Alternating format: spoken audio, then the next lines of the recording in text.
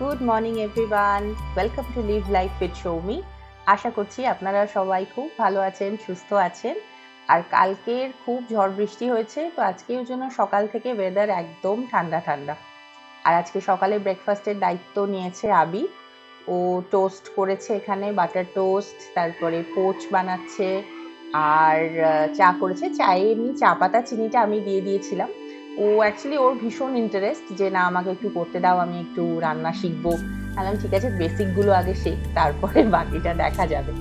তো ঠিক আছে, যখন যার যেটাতে ইন্টারেস্ট আসে। আর এখন আমরা এই ছাদে চলে এসেছি। দেখুন কালকে ঝড়ে ছাদের কি অবস্থা, মানে আমি তো জাস্ট ভাবতে পারছি না। মানে প্রতিটা টব উল্টে গেছে, কতগুলো বড় টব ভেঙে গেছে, আর বেশ কিছু গাছের ডাল ভেঙে গেছে। আর ওয়েদারটা এখন একটু ঠান্ডা ঠান্ডা হয়ে রয়েছে, তাই আর্য এখনো ওঠেনি, আর্য ঘুমোচ্ছে। তো আমি, শিবাশিস আর আবির এসেছি ছাদে। আমরা একটুখানি গাছপালাগুলো সব তুলি, দেখি কি হয়েছে। আর এই দিকটাতে আমাদের একটা গ্রিন কালারের একটা নেট লাগানো ছিল, সেটাও ছিঁড়ে পড়ে গেছে। এই যে এত বড়, এটা একটা লতানে গোলাপ গাছ, সাদা গোলাপ হয়, মানে ওটার মধ্যে ওই হোয়াইট গোলাপের মধ্যে একটু পিঙ্ক পিঙ্ক একটা শেড একটা ছিটে ছিটে আছে। এখানে ও গাছটা তুলেছে, আর গাছের ফুলের পুরো জলটা ওর মুখের মধ্যে এসে লেগেছে, সেই জন্য খুব হাসি। আর এইখানে কাণ্ড দেখুন, কার বাড়ি থেকে একটা কি জামা না কি এটা পর্দা উড়ে এখানে চলে এসেছে। আমি তো ভাবছি সে সকাল সকাল খুঁজবে, তো তার এইটা উড়ে আমাদের ছাদে চলে এসেছে। আর এখন তো সব জায়গায় জিজ্ঞেস করাও সম্ভব না এটা কার জামা কার জামা। তো আর কি হবে, জামাটা ফেলে দিতে হবে।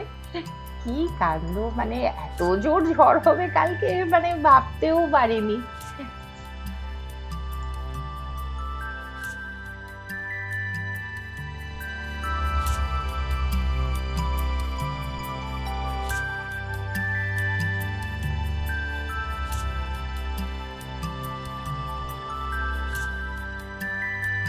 আর এই হলুদ জবাটা এখনো পুরোটা ফোটেনি, আসলে সকালের দিকে এখনো অতটা রোদ ওঠেনি, তো সেই জন্য ফিরফির করে বৃষ্টিও পড়ছে।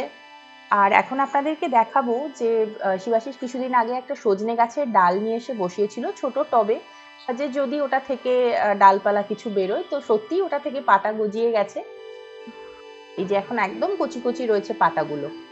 তো চলুন এবারে আস্তে আস্তে নিচে যাই, আবিরকে পড়তে বসাই। আর এত খারাপ লাগছে, এত বড় বড় টবগুলো সব ভেঙে গেছে, কালকে খুব জোর ঝড় হয়েছে কাল।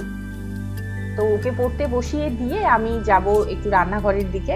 দুপুরের খাওয়া দাওয়াটা আবার একটুখানি দেখে নিতে হবে। তো আজকে করব হচ্ছে লাউয়ের খোসা ভাজা। প্রথমে লাউয়ের খোসাটা না ফেলে না দিয়ে একটুখানি এরকম কুচি কুচি করে কেটে আমি একটু পেঁয়াজ দিয়ে আর কালো জিরে, একটুখানি নুন মিষ্টি আর হলুদ দিয়ে ভেজে নিই।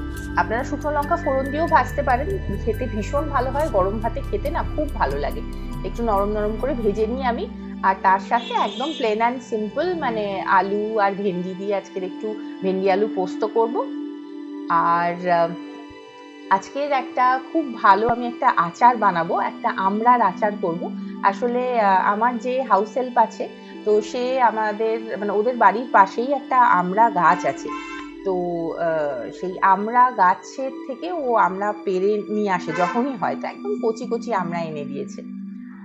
আর এখন এই যে লাঞ্চ বানাতে বানাতে আমি একটু ডিম সেদ্ধ করেছিলাম, তো আর্য চলে এসেছে আমাকে হেল্প করতে।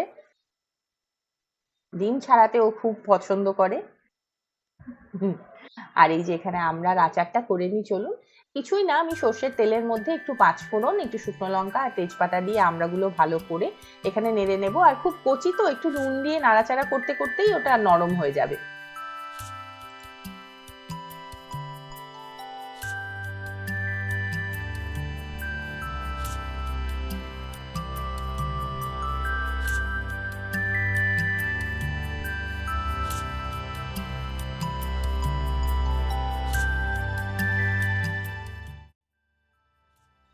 আমড়াগুলো নরম হয়ে যাওয়ার পরে আমি গুড় দিয়ে দিয়েছিলাম। গুড় দিয়ে খুব ভালো করে ফোটাতে হবে।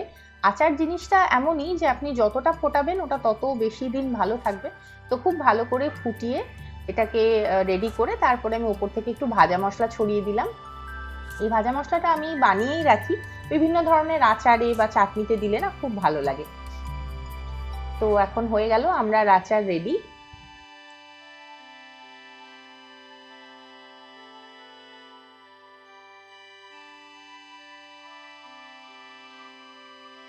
রান্না হয়ে গেলে গ্যাসটা আমি প্রতিদিনই চেষ্টা করি পরিষ্কার করে নেওয়ার। আমি মানে জমিয়ে রেখে দিই না কাজটা, তাতে কি হয় আমার যেন মনে হয় মানে বেশি জমে গেলে পরিষ্কার করতে বেশি অসুবিধা হয়। এই পিছনের দেওয়ালগুলো, তারপর গ্যাসের চারপাশটা আমি সঙ্গে সঙ্গেই রান্না হয়ে গেলে একটা ভিজে কাপড় দিয়ে আমি একটু পরিষ্কার করে নিই। আর বেশি যেদিন তেল মশলা পড়ে সেদিন আমি একটুখানি সাবান টাবান দিয়ে পরিষ্কার করি।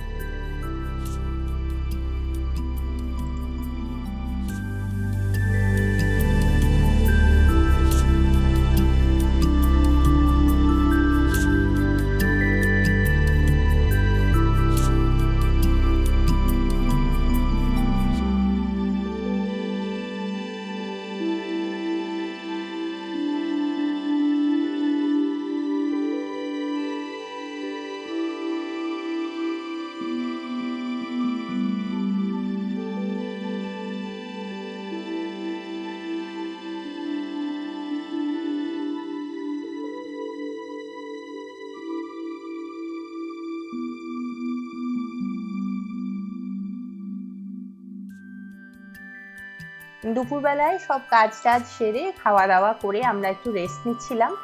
আর এখন 4টে বাজে, তো আমি ছাদে চলে এসেছি জামা কাপড়গুলো একটু তুলে নেব।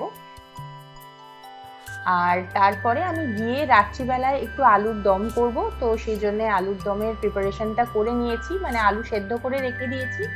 এখান থেকে ছাদ থেকে নিচে গিয়ে আলুর দমটা বানিয়ে নেব।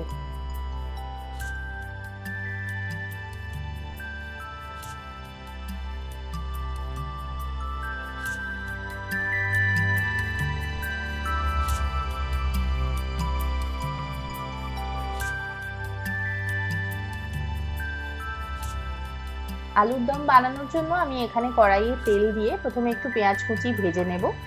আর আমি একটা মশলা বানিয়েছি, সেটা হচ্ছে ওই আদা রসুন আর একটু পেঁয়াজ দিয়ে ভালো করে ওটাকে বেটে তার সাথে আমি 5-6টা কাজু বাদাম দিয়েছিলাম, কারণ তাতে না এই ক্রিমি টেক্সচারটা খুব সুন্দর আসে। আর আলুর দমে এটা খেতে খুব ভালো হয়, একদম কাশ্মীরি আলুর দমের মতন টেস্টটা হয়।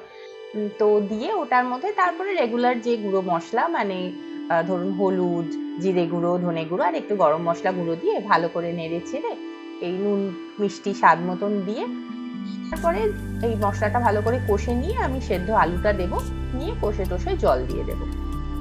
তারপরে রাত্রিবেলাতে হয় রুটি না হয় পরোটা কিছু একটা করে নিলেই হবে। তো বিকেল বিকেল আমি এটা করে নিলাম, তার কারণ হচ্ছে তাহলে আবার সন্ধ্যে থেকে তো ওদেরকে পড়াতে বসবো, তখন অতটা টাইম পাই না। তো ঠিক আছে, দেখতে থাকুন আপনারা। কেমন লাগছে ভিডিও একটু অবশ্যই জানাবেন আমাকে কমেন্ট করে। ভালো ভালো কমেন্ট পাচ্ছি, দেখে খুব ভালো লাগছে। আর আজকের ভিডিওটা কিন্তু আমি এখানেই শেষ করব তাহলে। আর লাস্টে আমি একটু কসুরি মেথি অ্যাড করেছিলাম, ওটাও কিন্তু খুব ভালো লাগে কাশ্মীরি আলুর দমে। তো খুব ভালো থাকবেন, সুস্থ থাকবেন, দেখা হবে নেক্সট আর একটা ভিডিওতে। Till then, bye by.